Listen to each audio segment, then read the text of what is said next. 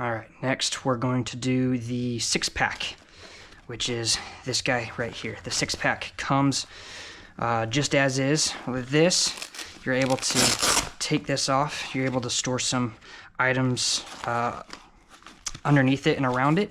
And then it comes with a strap as well that you can hook onto here and kind of make it either a fanny pack or a shoulder bag.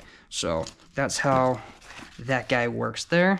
But what we're going to do is we're going to attach him onto the plate carrier. So this is how that will work.